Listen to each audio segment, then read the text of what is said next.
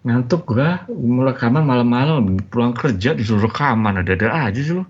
Malih yang ngajak rekaman hari ini malam ini siapa? Yang ngajak rekaman malam ini siapa?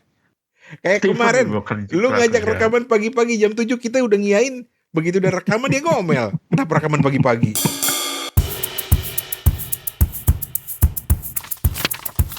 Kadang-kadang kalau gue iseng gue bikin pakai huruf-huruf nggak jelas gitu. Itu mah biar nggak kebaca sama bini lu kan. Iya, banyak yang dibaca ini gue dan itu sukses banget man. Gak ada yang bisa baca termasuk gue.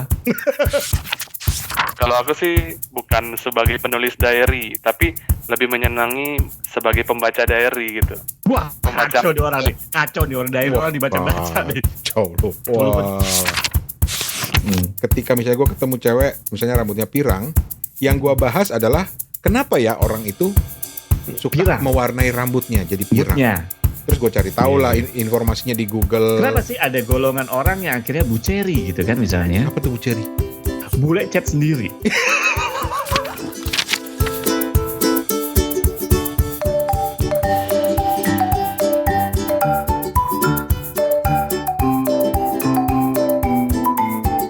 Teman-teman, kita ketemu lagi di Kepo Buku bersama gua masih di sini di Tangerang Selatan, Rane Hafid.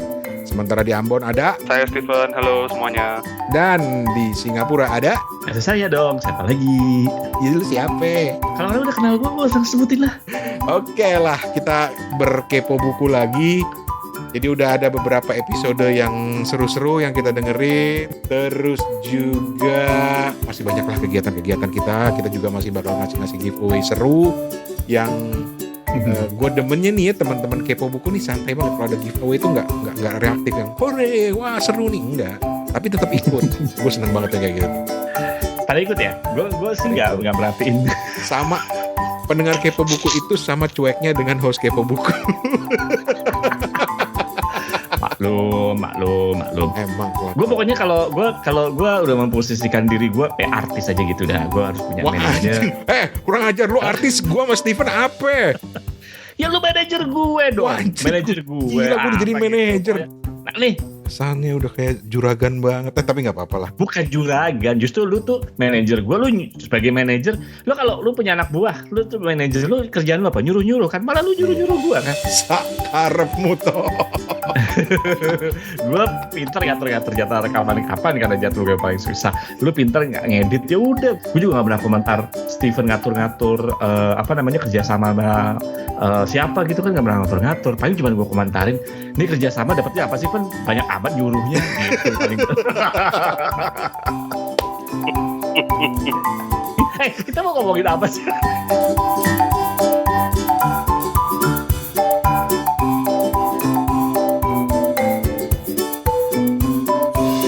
Oke, hari ini kita akan bicara nggak jauh dari yang namanya diary, gitu. Diary atau catatan harian. Dear Atau dong, dear. Dear Diary. Nanti kita juga akan kaitkan itu dengan buku-buku yang berangkat dari catatan harian atau kehidupan pribadi seseorang, gitu. Kurang lebih seperti itulah. Nah, sebelum kita masuk ke soal bukunya, tentu kita mau tanya Toto dulu. Karena Toto ini sepertinya seorang penulis catatan harian. Kalau gue penulis cerita harian memang. Gue suka nulis apa-apa yang terjadi dalam diri gue gitu. Penulis, kalau dibanding Rane yang penulis cerita-cerita seru, gue itu Allah, dia udah buka rahasia berapa biji tadi Van ini hari ini anaknya. Kayaknya harus kita tendang nih lama-lama nih. bener, tenaran. Websitenya udah nggak ada cerita-cerita seru, jadi orang nggak mungkin tahu. Kalau tahu lu nyari. Alah lanjut. Tolong teman-teman kalau pengen cerita-cerita seru, kayaknya websitenya udah nggak ada. Kalau mungkin mau tahu, carinya di archive.org. Oke, terus. Jadi lu penulis buku harian ya, Toh ya? Bukan penulis buku harian juga sebenarnya. Kalau gue sebenarnya kadang-kadang gue tuh suka doodling sendiri sih sebenarnya kalau lagi pas lagi pas lagi bengong gitu kebanyakan gitu ya, malam-malam gitu kan. Terus abis kerja gitu biasanya gue doodling itu apa ya, coret-coret gitu kan ya, coret gitu. Jadi gue nggak punya buku. Gue sebenarnya ada satu buku, nggak buku. Jadi lu kalau bayangin kayak buku harian gitu tebel gitu, nggak ada kuncinya. Buku harian ada kuncinya, warnanya pink.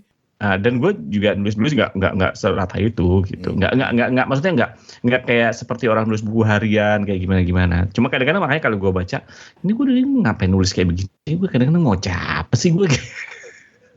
Tapi ada strukturnya nggak sih yang lu tulis itu? Misalnya lu cerita tentang keseharian lo, atau lu cerita tentang apa yang terjadi hari itu?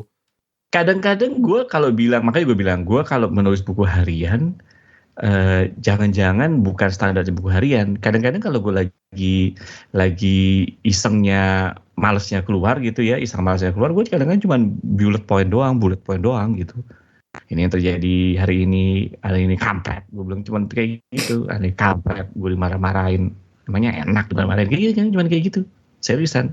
Tapi itu melampiaskan emosi gue yang saat, yang menurut gue ya, gue nggak tahu ya kata orang sih. Kalau sekarang kan banyak tuh apps gitu ya di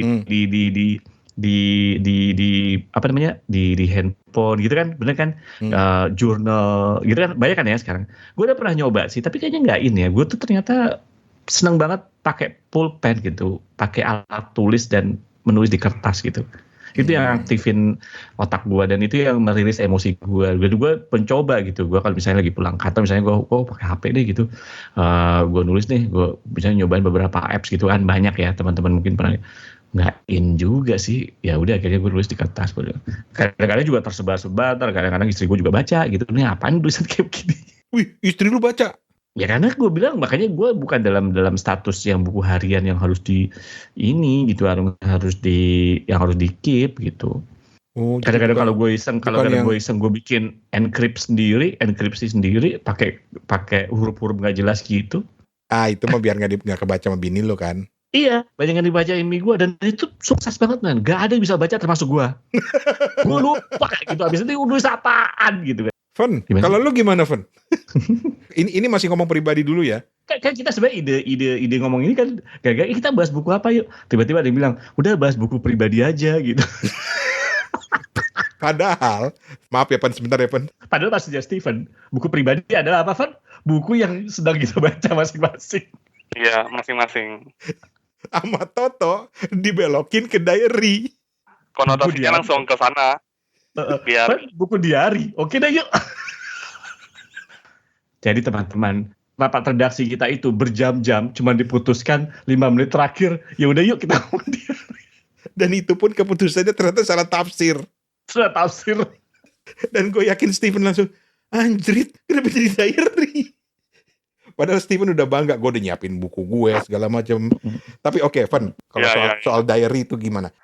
Dari diary itu kayak catatan harian, catatan yang kita ngerekord apa sih aktivitas hari itu. Lalu ada refleksi apa yang terjadi gitu. Dan apakah lu termasuk yang menerapkan atau punya diary? Kalau aku sih bukan sebagai penulis diary, tapi mungkin lebih menyenangi sebagai pembaca diary gitu. Wah, kacau nih orang diary orang dibaca-baca nih. Kacau lo. Diary orang dibaca-baca.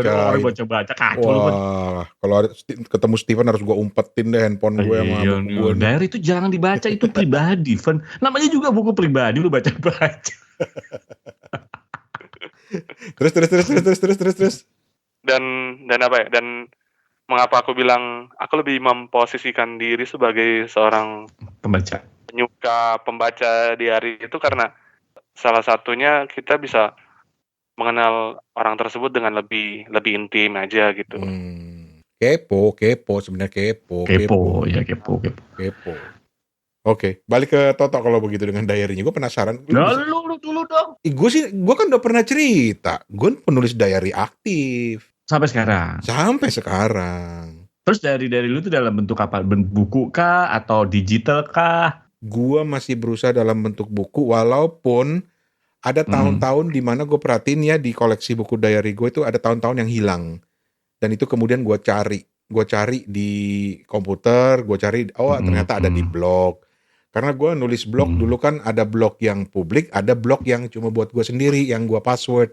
Nah ternyata itu gue tulis di situ. Nah sekarang gue lagi ngumpulin semua nih buat gue pindahin dan gue jadiin satu sehingga nanti kelihatannya urut gitu loh. Oke. Jadi keren kan, kelihatan tuanya maksudnya gitu kan. Gitu, baru begitu. Tapi ya itu Kalau diary kan ada yang hari ini gue begini, hari ini begini, ngapain gue aja. Pokoknya semua kegiatan hari itu diceritain. Kalau gue enggak.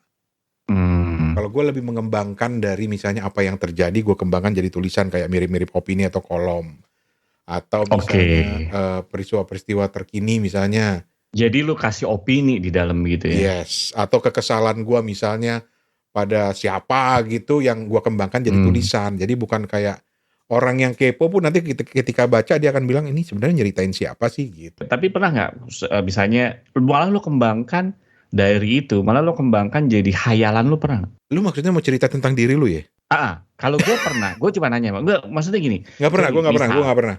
Lo nggak pernah ya? Jadi lo fakta paling lo tambahin opini lo ya. Kalau kadang-kadang gue tuh, kadang-kadang gini dalam satu beberapa entry dari gue tuh ada yang kayak, misalnya gue jalan gitu, terus ketemu, nggak ketemu cewek cakep gitu misalnya gitu kan.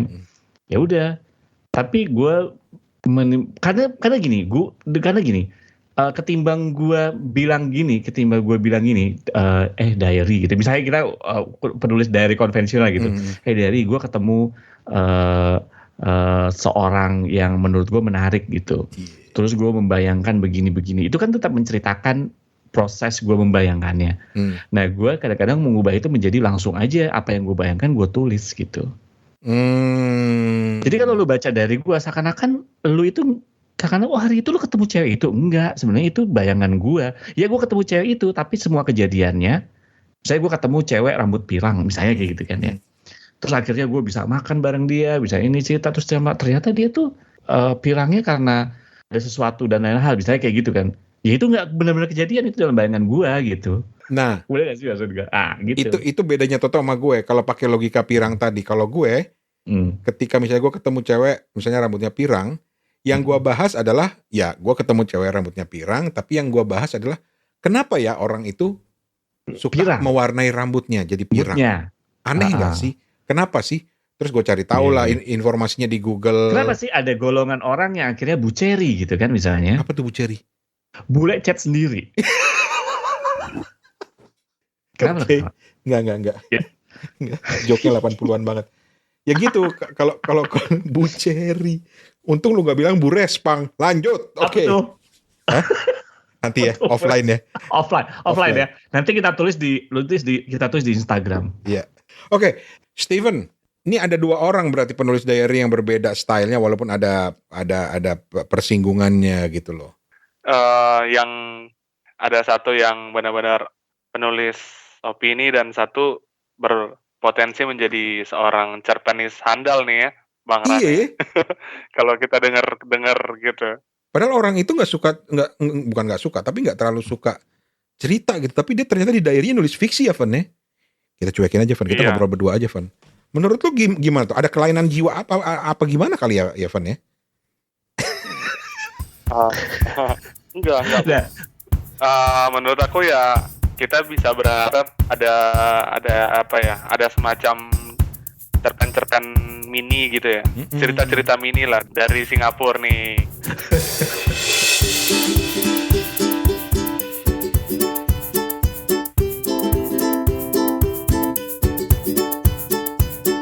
Sebelum kita masuk ke cerita soal buku dan pastinya nanti minta komentarnya Toto juga karena Toto dari tadi ngomel, buku yang ada urusannya buku harian tuh apaan, nama diary itu apaan? Nanti kita akan minta pendapat dan gue yakin pasti Toto punya pendapat. Tapi sebelum kita masuk ke buku gitu ya, apa yang lu ingin lihat atau apa yang lu cari dari buku-buku yang disadur atau diambil dari diary itu? Iya. Yang pertama tuh memang sebuah pengalaman hidup ataupun aku ingin mengobservasi lebih dalam lagi tentang si person itu gitu. Dan aku kira kayak pengalaman orang lain yang bisa kita ketahui, yang bisa kita amati gitu benar-benar benar-benar sebuah berkah gitu ya untuk seorang pembaca gitu menurut aku. Kenapa? Kenapa lu pengen tahu atau kenapa menurut lu itu bisa jadi berkah? Kan we only live satu kehidupan gitu ya. Kita cuma sehari-hari berputar di lingkungan sekeliling kita gitu.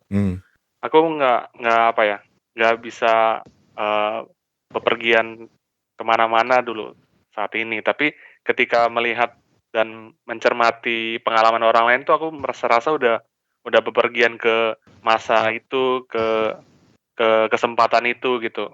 Seenggaknya ikut terhubung dalam emosional gitu. Ada nggak sih buku yang membuat lu semakin kepo gitu atau membuat lu semakin tahu kehidupan orang itu apa gitu misalnya contohnya kita udah masuk ke buku nih. Yang paling terakhir lu baca atau yang pernah lu baca misalnya? Catatan harian Todung Mulya Lubis, Bang Rane. Itu ada 3 jilid. Nah, kemarin yang terakhir diterbitkan oleh penerbit Sirka. Nah, dia tuh merangkum tahun 2011 kalau nggak salah. Tapi itu formatnya benar-benar catatan harian? Iya, itu per hari. Wow. Jadi ketika di jilid 3 ini aku dapat, aku langsung tertarik tuh. Kira-kira bagaimana ya dari jilid pertama. Nah, jilid pertama untung masih tersedia di Lokapasar yang diterbitkan sama Erlangga. Dan dari jilid 1 sama 3 ini ya aku bisa bisa catch up sama bagaimana situasi-situasi politik waktu zaman tahun 2009 gitu. Tapi Todung Mulya Lubis itu gaya nulis jadi benar-benar diary ya yang dia tuangin jadi buku ya? Iya. Ada ya? Iya. Tapi yang baru aku baca tuh yang 1 udah tamat sama yang 3 karena yang kedua tuh mungkin sudah susah dicari gitu. Yang ditulis tuh ini bagaimana seorang Todung Mulya Lubis tuh dalam kesehariannya, aktivitasnya, dia bepergian ke sana, terus juga mengambil sikap dalam peristiwa politik, itu yang menjadi menjadi kesan yang menarik dari buku ini gitu, Bang Rame. Tapi tetap berpatokan pada kehidupan pribadi dia ya? Iya. It's all about family dan sebagai seorang advokat ya dalam menyikapi berbagai kaitan-kaitan politik gitu. Wah, itu favorite lu ya dan apa yang menurut lu menjadi ciri khasnya seorang Todung Mulya Lubis? Gue jadi ingat Lopis. Todung Mulya Lubis itu kalau membaca catatan harian lu, kesan lu seperti apa? Apakah sama dengan selama ini yang lu tahu dari penampilan dia di media, di mana-mana gitu? Aku tidak mengikuti beliau secara dekat di media dan juga apapun pemberitaannya dia waktu menjadi sosok di zamannya Pak SBY. Tapi ketika membaca catatan harian beliau itu, aku bisa menangkap bahwa dia tuh memiliki sebuah kepedulian yang besar gitu untuk masalah bangsa dan negara dan ingin berkontribusi secara maksimal gitu. Salah satu yang menarik buat gue ketika gue baca diary orang yang dibukukan ya, bukan diary-nya Toto yang gue intip gitu. Yang menarik buat gue adalah karena gue bisa selain mendapatkan cerita, gue bisa menangkap kesan terhadap pribadi dia seperti apa. Misalnya, wah ini orangnya friendly ya, oh ini orangnya ternyata suka ini, oh ternyata si Toto itu kalau dari cerita tentang diary-nya dia tuh suka nulis fiksi misalnya, suka ngayal gitu seperti misalnya, atau suka misah-misuh walaupun dalam keseharian dia nggak pernah memaki, tapi di diary-nya penuh dengan makian misalnya seperti itu. Contoh. Nah, kalau lu sendiri kesan yang lu dapat terhadap Todung Mulya Lubis gimana? He's a family man ya. Itu aja yang mungkin aku bisa. Man. Iya, di samping berbagai kesibukan beliau juga. Keren. Oke. Itu makanya gue bilang yang gue suka ketika membaca diary itu karena gue merasa bisa dalam kehidupan seharian tuh kadang-kadang kita kan juga masih ada hal yang kita tutupin kan. Betul. Iya kan? Ada hal yang kita nggak ingin tunjukkan kepada orang lain, tapi ketika di diary kita curahkan. Nah, itu gue merasa menangkap banyak hal, atau gue merasa jadi mengenal sisi orang itu. Itu yang menarik buat gue gitu loh. Kalau lu Tok? Kalau untuk diary yang diterbitkan itu maksud lu? Ya, diterbitkan. Kalau gue misalnya ditulis misalnya gini ya, ada buku diterbitkan, ada catatan harian seorang siapa gitu, catatan harian seorang pedagang bubur misalnya kayak gitu. Gue ngerasa ketika udah diterbitkan itu udah bukan sesuatu yang sifatnya spontan loh. Bukan sesuatu yang sifatnya pribadi lagi yang akhirnya dia jadi buku gitu, buku atau sebuah terbitan. Gue nggak mengatakan itu salah apa enggak, tapi jadi lari dari buku harian itu sendiri gitu. Coba kalau misalnya buku harian yang gue tulis gitu terus diterbitkan gitu, ada gitu penerbit yang mau menerbitkan dengan face value seperti itu dengan apa adanya, menurut gue kan enggak. Karena seperti cobalah lu lihat buku harian lu coba terus lu bayangin apakah buku harian lu itu bisa lu terbitkan apa enggak, terlepas dari apanya. Kan ada sesuatu yang menarik, ada sesuatu yang enggak gitu kan ya. Dan kalau diterbitkan apa adanya, apakah dia marketable? Menurut gue juga mungkin tidak gitu. Gue nggak menyalahkan sih ketika ada buku yang ditulis sebagai catatan harian seorang siapa gitu, atau dan memang dia per tanggal gitu, bisa ya kan banyak kayak gitu. Tapi menurut gue akhirnya menjadi sebuah bukan dia diary lagi gitu kalau menurut gue. Kalaupun gue harus membaca ya gue mengatakan buku itu tetap gue pun membaca buku-buku seperti itu. Cuman akhirnya feelingnya nggak sama seperti ketika lo membaca buku harian gitu. Walaupun itu apa adanya dituangkan ke buku itu. Apa adanya dibuangkan ke buku itu, tapi kalau menurut gue kan udah jadi proses yang pengeditan segala macam. Gue nggak yakin sebenarnya, walaupun ya kan, gue nggak yakin sebenarnya dia benar-benar seperti apa adanya, seperti kita berdua suka menuliskan gitu. Pasti kalau memang dia benar-benar sebuah, kecuali kalau dia memang akhirnya gini loh. Kalau menurut gue kadang-kadang kita suka mengartikan ini. Buat gue buku harian itu adalah sesuatu yang sifatnya pribadi, pencurahan emosi yang sifatnya spontanitas, yang sifatnya spontan gitu. Gitu. Bukan sesuatu, bahkan kalau tadi lu bilang ada orang nulis diary misalnya di blog, terus dia ngeblog hari ini gue gini. Terus ntar kalau menurut gue udah bukan spontan lagi. Buat gue dia diary itu harusnya, kalaupun ada coretan segala macam, itu bukan sesuatu yang sifatnya akhirnya gue harus betulin gitu. Gue pernah nulis di blog, misalnya kayak gitu ya, harian, yang ada gue edit lagi. Ini jadinya bukan harian, itu sebuah tulisan gitu. Kalau gue pribadi gue ngeliatnya gitu. Gue pernah baca blognya Toto dong, Fen. Yang mana tuh? Ada aja. Gue udah lupa tuh, gue cari lagi udah nggak ada. Makanya. Tolong dikasih lagi linknya ke gue. Sayangnya waktu gue baca dulu itu, gue nggak pernah terpikirkan bahwa suatu saat nanti gue akan punya podcast bareng Toto dan Steven gitu. Kalau gue tahu itu, gue bisa ngeliat ke masa depan, gue akan simpen tuh buat ketawain lu, Tok. Oh iya. Gue ingat, mungkin salah satu blog yang pernah lu baca adalah ketika gue dulu suka terbang ke Afrika segala macam itu ya. Nah itu menurut gue itu dari yang sudah edited gitu. Oke. Jadi antara raw dengan edited. Tapi menurut gue justru yang edited itu juga penting gitu loh, dalam artian tetap bisa menggambarkan orang tersebut. Itu nggak penting. Iya, maksudnya gini, tetap bisa menggambarkan orang si penulis tersebut. Betul. Tanpa dia harus bercerita tentang hal yang lebih personal.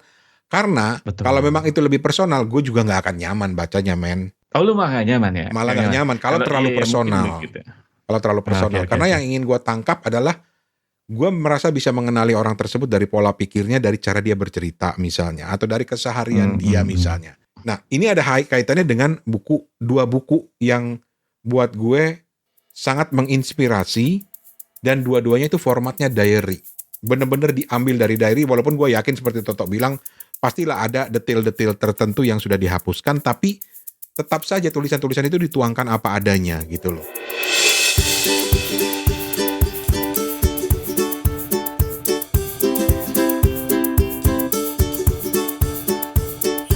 Yang pertama adalah Catatan Seorang Demonstran, Sohoki.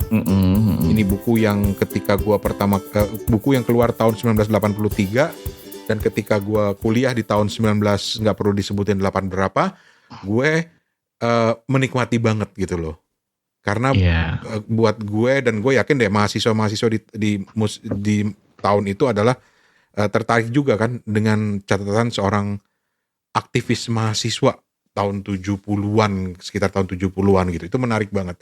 Nah, yang menarik dari Sohoki itu karena dia personal banget gitu loh. Personal, dia banyak cerita tentang hal-hal simple banget toh. Misalnya dia pergi ke mana hari ini, dia belajar dengan siapa, tapi di sela-sela itu dia juga menuliskan pandangan-pandangan dia tentang pemerintah, tentang negara, tentang pola pemikiran.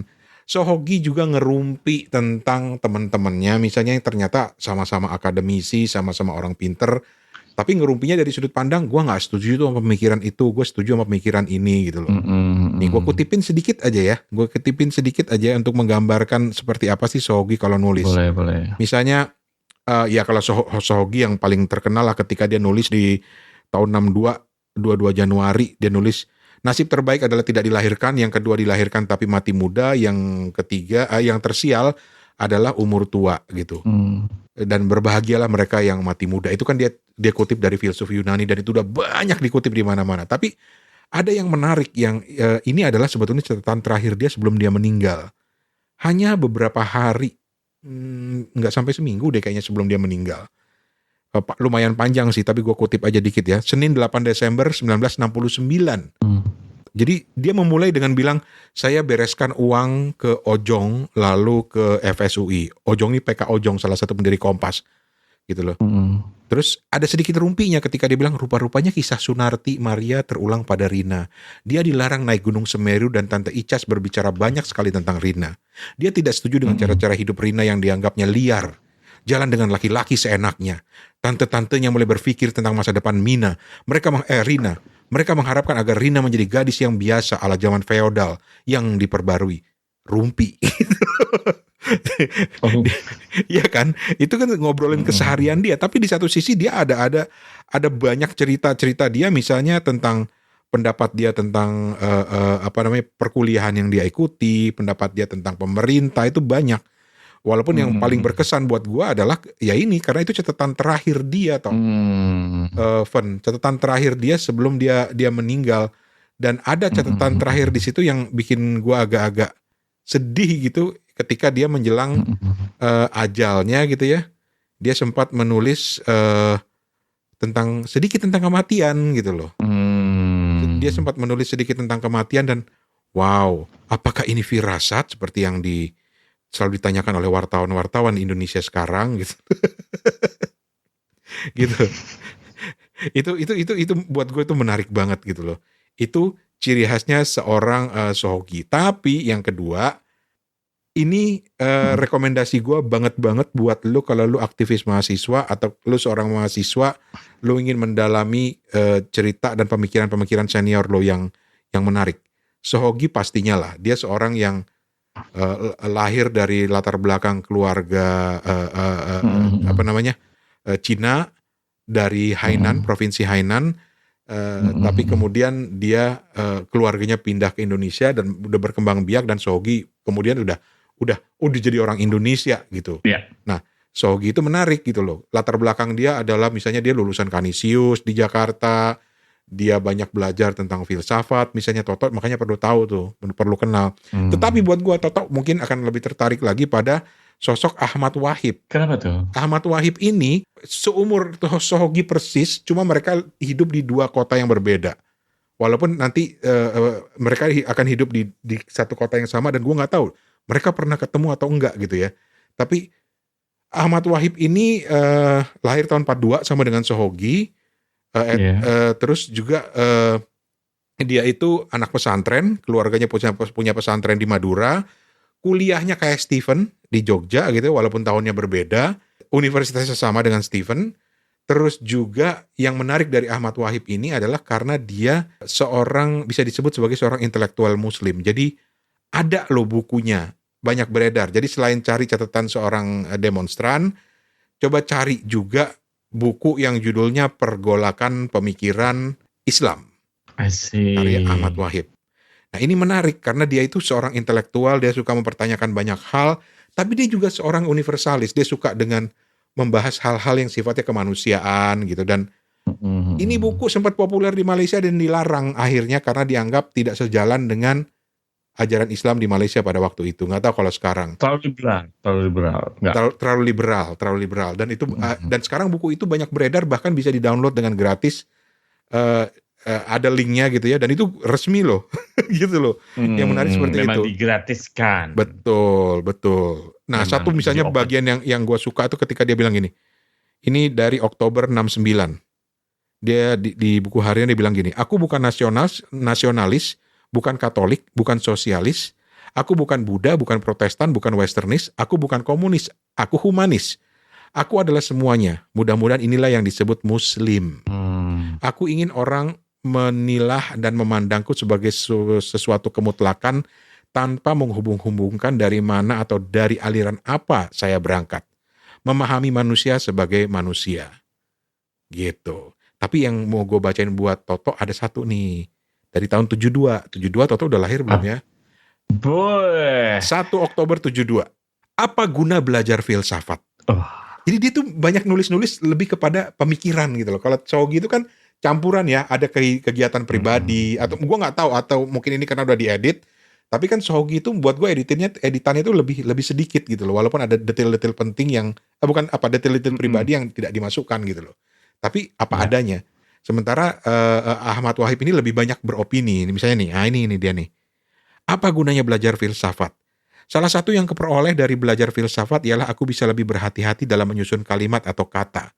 Di samping aku dituntut agar lebih hemat dalam penggunaan kata-kata, mencari kata-kata yang lebih punya bobot, dan menghindar dari penggunaan kata-kata slogan yang sudah kehilangan isi. Oke. Kalau buat Stephen ada nih, dari 6 Desember 71, Yogyakarta Kota Mahasiswa Terbaik. Ini keren banget tulisannya dia nih. Dan dia tuh cerita beropini. Dia bilang gini, benarkah Yogyakarta merupakan kota mahasiswa terbaik di Indonesia? Saya kira hal itu perlu diragukan. Di Jakarta saya lihat mahasiswa-mahasiswa lebih maju, perpustakaan-perpustakaan lebih penuh dan kegiatan penelitian di universitas lebih lancar. Demikian juga di bidang-bidang lain. Pohon-pohon lebih terpelihara dan taman-taman bunga lebih semarak. Rumput-rumput di lapangan cukup dihargai publik. Apakah kelebihan Jogja dari Jakarta kecuali kemalasannya? Jadi gue suka gitu loh. Catatan-catatan harian orang. Gue membayangkan orang itu mencatat, beropini, nulis di depan meja atau di atas mejanya, di depan dengan pena, dengan kertas, sambil mikir. Itu buat gue itu kenikmatan yang lebih menarik ketimbang membaca buku gitu loh. Buku yang ditulis secara khusus gitu loh. Karena buat gue ini personal banget, raw banget. Itu yang gue suka. Walaupun gue tahu udah diedit, tapi gue suka baca itu karena raw banget. Jadi itu 2 referensi gue, catatan seorang demonstran dari Sohogi. Please teman-teman kalau mahasiswa lu harus baca ini. Bukan untuk, wah alirannya begini, alirannya itu, enggak. Tapi seperti apa sih pola pemikiran seorang mahasiswa di masa itu. Dan juga pergolakan pemikiran, bentar gue lupa judulnya. Pergolakan pemikiran Islam, catatan harian Ahmad Wahib. Walaupun namanya pergolakan pemikiran Islam, tapi yang non-muslim baca, menarik. Karena dia ini seorang modernis, seorang ya seperti dia bilang, seorang humanis dan pola pikirnya juga menarik. Itu udah. Itu 2 buku yang gue rekomendasikan yang terkait dengan diary. Asik.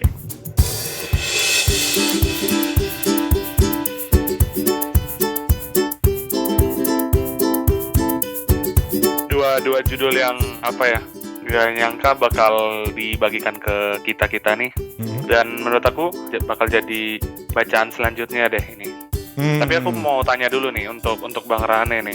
Kalau 2 buku ini tuh kira-kira bisa nggak sih dimasukin ke sebuah list bacaan 30 buku untuk dibaca sebelum umur 30 gitu ya? Sepenting itu kan? Udah nggak baca lagi dong. Jadi Stephen udah gak baca lagi? Jangan dong. Oh enggak dong ya, belum. Stephen belum. Buat gue penting. Karena buat gue ya Van ya, ketika lo memasuki usia tertentu atau ketika lo sudah mumpung masih muda, mumpung masih muda, kesannya gue tua banget. Buat gue, lo perlu mempelajari pemikiran orang-orang yang mungkin sudah lewat jauh dari lo gitu, dari zaman masa-masa lo. Karena buat gue dengan mengetahui pemikiran mereka, lu akan lebih kaya lagi gitu loh. Karena kan kita selalu bilang, anak sekarang malas, anak dulu begini. Padahal anak dulu juga suka nongkrong. Anak dulu lebih parah, slogannya buku pesta cinta misalnya. Gitu. Tapi ternyata anak sekarang juga lebih parah. Jadi memperkaya hasanah pemikiran lu, memperkaya ya pemikiran lu buat gue gitu loh. Bagaimana orang dulu tuh mengimbangi antara party men, mungkin beda partinya dari sekarang. Dan sekarang clubbing, mungkin mereka dulu ke disco atau gimana, tapi mereka tetap misalnya punya pemikiran yang sangat kritis terhadap pemerintahan, pemikiran yang sangat kritis yang khas anak muda terhadap apa sih istilahnya, establishment.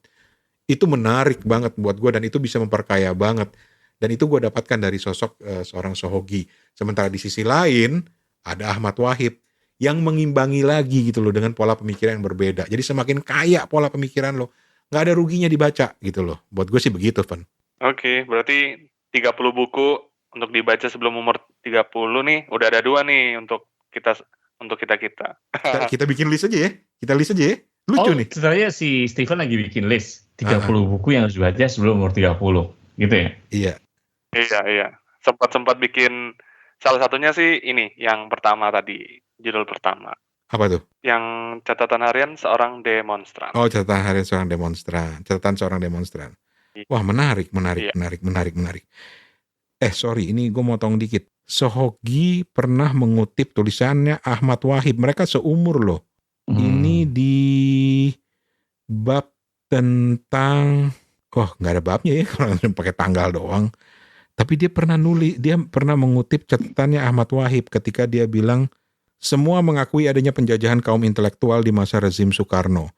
Wahib mengakui bahwa kaum intelektual sudah dibebaskan dengan tergulingnya Soekarno. Tetapi tentang itu dia pun sebenarnya masih ragu-ragu dan mengajukan pertanyaan. Dia kutip tulisannya Ahmad Wahib. Apakah setelah lepas dari penindasan lama, kaum intelektual Indonesia tidak terjerat dalam bentuk-bentuk penindasan baru yang halus? Dan apakahnya semuanya perlu meninggalkan profesinya sebagai professional rebels? Menarik ya? Terjawab pertanyaan gue di episode ini. Karena ternyata Ahmad Wahib dan Sohogi bersinggungan. Gitu loh. Mereka saling membaca tulisan masing-masing. Oke. Mereka nggak saling kenal ya secara pribadi mungkin. Gue rasa kenal lah. Dunia itu sempit. Menariknya Ahmad Wahib itu, walaupun dia anak desa gitu ya, bukan orang Jakarta, tapi kemudian dia pindah ke Jakarta karena dia mau kerja di Tempo, dan dia sempat sekolah di mana coba, Tok? STF Driarkara, Sekolah Tinggi Filsafat Driarkara. Oke. Harusnya dia pernah lah ketemu dengan si Sohogi gitu loh. Nah, gini-gini ini, balik ke pertanyaan Steven tadi, yang begini-begini ini menarik gitu loh. Walaupun mungkin lu yang di era-era sekarang membacanya itu berarti Sohogi itu bukan kakek lu lagi tuh, kakeknya kakek lu kali ya. Enggak, kakek lu lah ya. Kakeknya. Mungkin kakek lu gitu ya, tapi buat gue menarik untuk mempelajari pola pemikiran anak-anak dulu gitu loh. Apalagi anak-anak sekarang kan lagi suka kembali ke era-era retro gitu kan. Enggak, buat gue sih karena lebih memperkaya pemikiran aja sih. Jadi tidak terlalu hidup dalam masa kini, tapi juga lu bisa menghargai apa yang, seperti apa sih pemikiran mahasiswa senior di zaman jauh sebelum lu zaman orang yang sekarang udah jadi kakek lo gitu loh. Itu menarik banget sih buat gue gitu. Jadi masuk ya Van, dicatat ya Van. Jadi dua buku tuh masuk tuh. Toto ingin menambahkan mungkin? Menambahkan apa ya? Ke list 30-nya Steven. Tapi berpikir dan berjiwa besar. Aduh, ya Allah ya Tuhanku. Tapi ya karena apa ya? Karena mungkin 30 tuh cukup banyak ya. Kita perlu bantuan pendengar Kepo Buku dong. Oh iya. Nanti kita tulis di Instagram ya. Tolong bantu Steven mengumpulkan 30 buku yang harus dibaca 30. Sebelum umur 30. Rekomendasi gitu ya. Dan bukan kebetulan bahwa umur 30 itu adalah rata-rata usia pendengar Kepo Buku saat ini. Berarti gue tua dong ya. Ya, baru nyadar dia. Apalagi lu Tok. Iya, baru nyadar juga gue. Iya. Tapi nggak apa-apa, malah jadi kita lebih tetap muda. Oke, kita kan lanjut. wise. Anak wise. Kita mungkin akan ini ya, membahas buku memoir. Boleh sekali kita tadi kan salah satu yang pertanyaan gue bedanya apa sih diary sama memoir gitu kan. Nah, gue kan nggak ngerti gitu. Nah, ini menarik nih. Apa tuh? Memoir itu kan sebenarnya mirip kan dengan diary, cuma diary itu mentah kan. Itu pertanyaan gue. Lu mau nanya bedanya? Bedanya. Kalau menurut gue gitu, kalau diary walaupun seperti lu bilang tadi udah diedit, tapi ketika misalnya catatan seorang demonstran atau catatan harian Todung Mulya Lubis atau catatan harian Ahmad Wahib dibuat dalam format diary, itu menurut gue raw.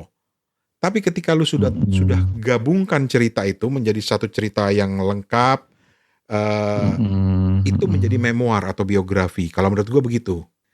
Dan kalau bicara memoir, favorit gue sampai sekarang hands down belum pernah tersaingin adalah memoirnya Ali Sadikin. Itu belum pernah ada yang menyaingi. Itu bagus ya.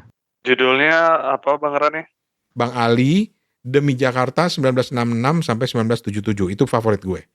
Walaupun yang edisi terbaru juga memang Pak Ramadan KH menulis soal Ali Sadikin membenahi Jakarta menjadi kota yang manusiawi. Oke. Itu buat gua hands down itu tetap paling keren sampai saat ini. Dari semua memoir yang sudah pernah ditulis. Yang kedua, Oke. memoirnya Chrisye. Oh ada ya? Gue suka banget oke, itu bacanya gitu. tuh. Gue suka banget itu. Itu memoir kalau menurut gue. Tapi nanti kita akan bahas di episode yang lain. Gue ada memoir juga. Menurut gue ini memoir sih ya, kanon gitu. Tapi dalam bentuk, menurut gue ini memoir, menurut gue. Dan banyak orang yang bilang ini sebenarnya memoir. Tapi bentuknya dalam bentuk cergam. Wih, memoir apa tuh? Pengarangnya, tapi ini bukan buku Indonesia, ini pengarangnya orang Vietnam. Yang waktu itu pernah gue sempat sebutin yang gue kayak kita mau bahas nanti ketika kita bahas buku memoir mungkin kita baca buku ini. Oh ya ini memoir karena dia benar bilang in an illustrated memoir punyanya T. Pui, benar ya bacanya ya, THEBUI. The best we could do. Perlu dicari tuh. Apaan sih lu? Biasa aja deh. Ya kita nantikan episode memoir. Kita jadwalin lagi ya. Betul. Boleh. Dan kita pamit teman-teman. Tetap dengerin Kepo Buku. Ya wes, thank you Steven, thank you Toto. Thank you. Ya, dadah. Makasih.